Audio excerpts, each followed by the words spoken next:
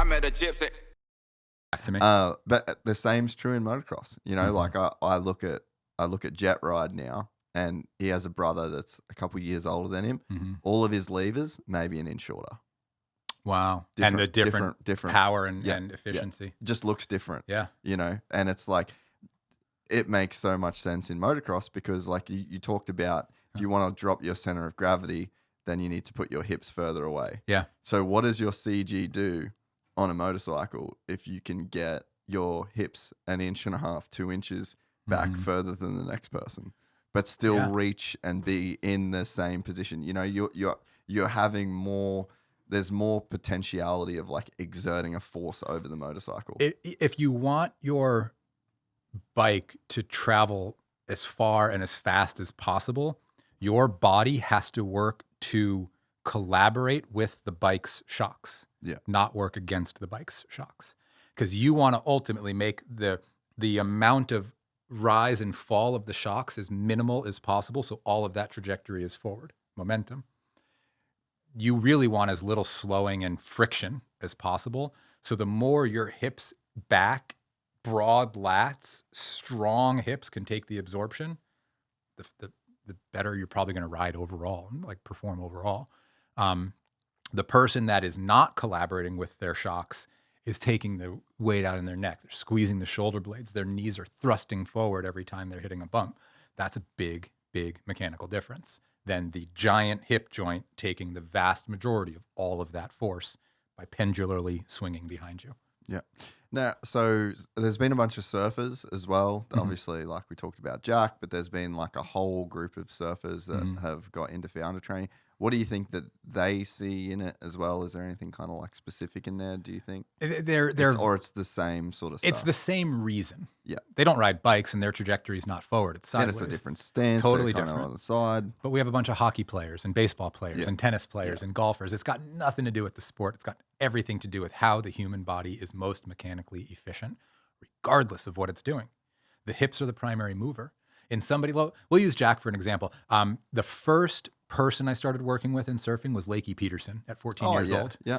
The Santa Barbara. Probably 15 years ago. Yeah. Yeah. When she was like a baby. Yeah. That was really cool. And then I got to work with Kelly Slater, and I actually trained Dane Reynolds for 3 years, which was awesome. I think I'm the only person who's ever trained him or done anything. Yeah, that's and like insane. in his prime, it was really cool. Yeah. Got to work with Dane a lot. I've worked our trajectory into surfing is long, far, and deep. Yeah. And it's only getting better. We have become a part of surfing culture, which is just, I mean, as a surfer, it's just so cool. It just makes me like, I love that. That's better than any, like you were talking earlier, like what's business, like let us keep growing in sports I love and communities I love and respect. Let our work rise as the cream of the crop in the futures of those sports. That's awesome. You know? But yeah, we've got I don't want to like sit here, like, I don't want to, like, we have a lot of surfers, and the reason it works is it's not because of this or because of that. It's because when the hips protect the spine and the knees and the ankles, when you learn not to drop your back knee in like this little kind of sissy lever and instead keep it strong and use your hips. Drive it through the water. When you learn to paddle and pop up with a big spine instead of a small spine, when you learn to dominate your paddling from up above instead of dominating at your traps, keeping you learn efficiencies in the water that are just not really available to you unless you are extremely naturally gifted and literally can't improve from your natural gifts, or unless you learn this mechanism. Yeah. One of the things I do to every surfer I work with is I make them squeeze their knees together the whole time they're paddling to protect their shoulders and their necks. Why does that make a difference? For all the reasons it does when I anchor you together, for all the reasons it opens up those nerve because pathways. You basically just, the adductors are then, But really what it's doing is it's stopping you from squeezing two compression points, the back of the neck and the back of the lower spine. When you squeeze your knees together, it tightens that pubic symphysis. It pulls the center of gravity toward the femur. And it stops it from being able to move with the spine. Yeah. And it forces the spine to do its work, protecting it while it does its work. It makes the shoulders, everything's longer in that scenario where the adductors are squeezed together. So when you're paddling, your lat gets super long.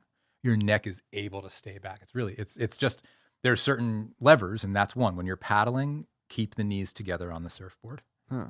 It's just that simple. Keep your feet behind you as you normally touch your toes if you want to be slick. But keeping the knees together, not even squeezing that hard, keeping them together is very fundamental to shoulder health. Yeah. It's funny. I surfed for years and I just feel like I never got fit. Oh, yeah? Like paddle fit. Like my neck always fucking hurt. Yeah. My back always hurt. And it's,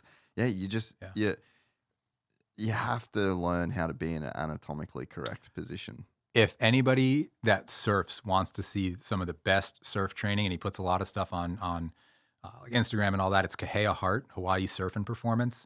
He has foundation training mixed with very high level surf performance, and he's a high level foundation training guy. He's been part of our world for almost since the beginning. Been out to Hawaii countless times to work with him. Jesse lives on the North Shore next to him, so they train together constantly. It's pretty good deal. Pretty much every surfer that's won in the last while has gone through Kahea. It's pretty ridiculous. He's top level as they come. But if you want to see he's got some paddling tutorials on his Instagram. He's got some pop-up tutorials. He's got some tutorials that will help any of your users that surf, you included, understand an immediate mechanical shift to improvement. Immediate. 6 minute, 1 minute, 60-second video, whatever it is. You'll be able to understand this little tip from him that will change your surfing. Yeah. Same with Brad Gerlach. If nobody knows Wave Key, yeah. dude, go on Wave Key.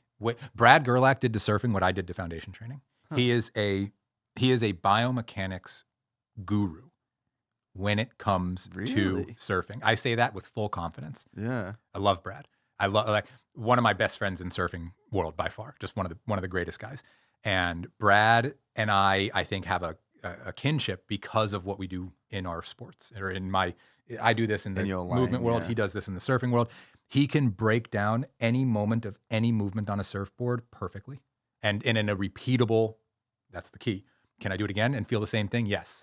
Wave Key does that really nicely. Anybody looking to improve surfing, I don't get anything from it except I love Brad.